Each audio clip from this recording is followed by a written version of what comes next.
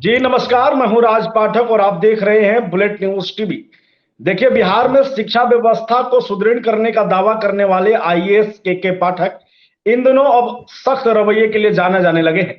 चाहे शिक्षकों की छुट्टियों की कटौती हो या फिर ट्रांसफर और पोस्टिंग की सामने बाई बात। लेकिन अब जहां एक तरफ के पाठक ने हिंदुओं के पर्व की छुट्टी की, ईसाई धर्म के पर्व की छुट्टी की, अब मुस्लिम समुदाय का जो बड़ा पर्व आता है ईद, उसमें भी शिक्षकों की छुट्टी की कटौती की गई है। और इस तानाशाही के खिलाफ कई शिक्षक जो है वो विरोध कर रहे हैं। और हमारे साथ में आज इन तमाम बातों पर, इन तमाम सवालों का जवाब देने के लिए और खास करके जो लगातार आईएएस के पाठक के नीतियों का विरोध करते रहे हैं, सीपीआई के राष्ट्रीय कार्यकारिणी के सदस्य इरफान अहमद फातिमी जी हमारे साथ जुड़े हैं। सबसे पहले तो स्वागत है आपका हमारे इस खास कार्यक्रम में। नमस्कार इरफान जी, लगातार आप आईएएस के पाठक के नीतियों को लेकर के, उनके रवैयों को लेकर के सवाल खड़े करते रहे।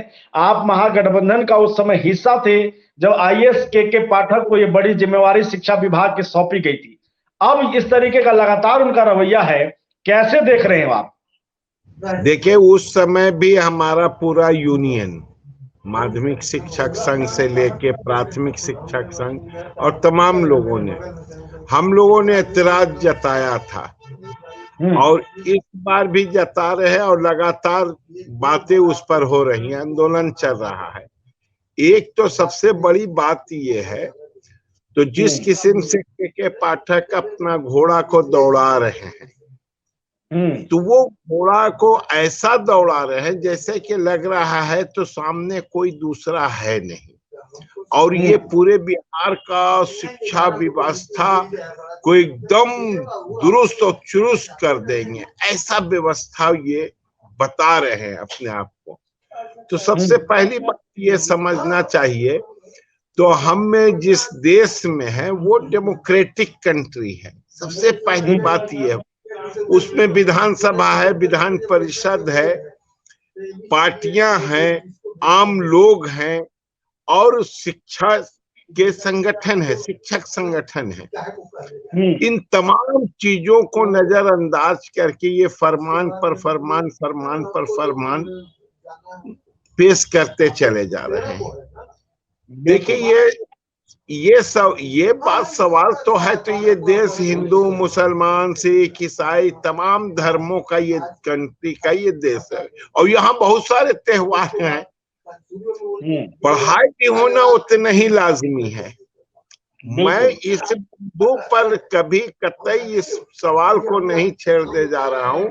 तो बिहार के शिक्षा व्यवस्था में सुधार तो होना ही चाहिए, लेकिन सुधार के नाम पर जिस किस्म से ये तांडव मचा रहे हैं, जिस किस्म से गैर डेमोक्रेटिक बात पहल ये कर रहे हैं, यही कदम उठा रहे हैं, ये अपने आप में सोचनीय है, एक सोचनीय विषय है। मैं आपसे पूछना चाहता हूं, यहाँ पास बिहार के लोग सुन रहे हैं हमारी बातों को आपके माध्यम से, शिक्षक, गैर शिक्षक, सब पक्ष विपक्ष तमाम लोग ये सुन रहे हैं। आप समझिए, तो विधानसभा सबसे बड़ा सभा हमारे यहाँ का है, बिहार के अंदर का विधान परिषद है। उसमें माननीय मुख्यमंत्री ने जो बात कहा, छोड़ दीजिए इरफान अहमद की बात नहीं चलेगी और ना आपकी बात चलेगी। माननीय मुख्यमंत्री नीतीश कुमार जी ने कहा, वो बात को वो लागू नहीं कर रहे हैं। कैबिनेट ने जो फैसला को पेश किया, वो बात को नहीं लागू कर रहे। ठीक है, आज हम लोग विपक्ष में है, कल सत्ता में थे, आप जैसा के बात कह रहे हैं। शिक्षा विभाग के मंत्री इनके कामों से बदल जा रहे हैं। आप माननीय चंद्रशेखर बाबू जो सवाल उठाए, लड़ाई भिड़ गया, उसके बाद आलोक मेहता जी को मंत्री बनाया गया। आलोक मेहता के बाद इस जगह पर आज शिक्षा मंत्री दूसरा हो गए, सरकार बदल गई। पहले इंडिया की थी, अब एनडीए की हो गई सरकार। तो उनके सरकार में उनके एमएलसी, एमएलए भी सवाल ये उठा रहे हैं। ये सवाल उस समय भी उठ रहा था, आज भी उठ रहा है।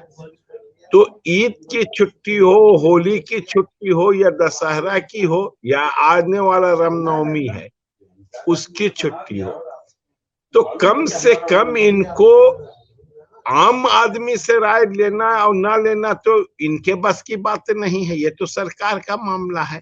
तो जनता के प्रतिनिधि जो कर रहे हैं, यहाँ के माननीय मुख्यमंत्री कर रहे हैं, या कोई जो प्रतिनिधि हो, सत्ता में हो या सत्ता से बाहर हो, वो लोग कर रहे हैं। लेकिन इनके बीच में तो एक बहुत अच्छा रास्ता है। तो इनके पास तमाम चुने हुए संगठन हैं, प्राथमिक शिक्षक संघ है, माध्यमिक शिक्षक संघ है, अदर्स और कॉलेज के हैं, ये तमाम लोग हैं। अब ये लोगों को भी बैठाल के स्टेट लेवल पर बैठाल के ये बात को नहीं कर पा रहे हैं, उनसे राय मशवरा नहीं ले पा रहे हैं। तो इससे पता चलता है, तो ये सनकी टाइप का काम कर रहे हैं, सनकी। जैसे हम लोग पढ़ा करते थे, उस जमाने की बात आपको भी याद होगा, दौलताबाद से दिल्ली और दिल्ली से दौलताबाद जो हुकूमत चला रहे थे, तो उनको हम लोग पागल सुल्तान कहते थे। सुल्तान थे लेकिन वो पागल थे। तो हम लोग एक दिन सोचने लगे, तो काहे भाई, तो दिल्ली की राजधानी दौलताबाद ले गए और दौलताबाद से फिर दिल्ली राजधानी ले गए। कितने लोग, जनता परेशान हो गया, हाथी के पैर से कुचा के मर गया। उसी किस्म से ये सुधार कर रहे हैं। आम जनता के बीच में इनकी छवि जा रही है। तो ना जो व्यवस्था, यहाँ का बिहार का जो व्यवस्था था, शिक्षा व्यवस्था, उसमें सुधार है। कुछ जो शिक्षक हैं जो इधर उधर एक मिनट मैं रोकना चाहूंगा। इरफान जी, ये बताइए, आप कह रहे हैं सीएम नीतीश कुमार सदन में कह रहे हैं के पाठक के चलते दो मंत्री बदल जाते हैं, तीसरे मंत्री आते हैं। क्या इतने बेलगाम हो गए हैं के पाठक कि अब सीएम से भी नहीं सुधर रहे हैं, सीएम भी नहीं रोक पा रहे इनको? नहीं, इसको कहते हैं अंधा प्रेम। ये माननीय नीतीश कुमार के साथ कोई मामला ऐसा है जो इनको वो प्रेम इनसे छूट नहीं पा रहा है, और यही कारण शायद है। तो जिस राज्य का मुखिया आदेश दे, प्रधान सचिव किसी विभाग का है, वो कैसे नहीं पूरा करेगा? क्यों नहीं पूरा करेगा और क्यों उसके इस पर अमल नहीं करेगा? इसलिए ये समझ में आता है, तो किसी न किसी चीज की कमजोरी है, और वो कमजोरी का के पाठक फायदा उठा रहे हैं। उन चीजों का ये दोहन कर रहे हैं। आम लोगों को सामने रख के शिक्षा व्यवस्था का मामला उठाकर, सेंसिटिव है, शिक्षा है, चिकित्सा है, ये मतलब बड़ा सेंसिटिव है, हर लोगों से जुड़ा हुआ मामला है, हर बच्चों के भविष्य के साथ जुड़ा हुआ है। तो भाई आप काम कीजिए, उसमें सुधार कीजिए। लेकिन जिस किस्म से आप पे छुट्टियों के अंदर, उनके आजादी के अंदर, शिक्षकों की भी तो आजादी है, उनका भी तो अपनी, वो उसके ऊपर जो बंदिश लगाना। आप देखिए ये क्या है, कोई शिक्षक यूनियन नहीं कर सकता है। तो यूनियन कर सकता है, अरे यार डेमोक्रेटिक कंट्री है, स्टेट डेमोक्रेटिक है, आप नहीं यूनियन करने देंगे? तो यानी कि पता चलता है, तो ये CIA से, अमेरिका और लंदन से पैसा ले लिए होंगे पीछे डोर से।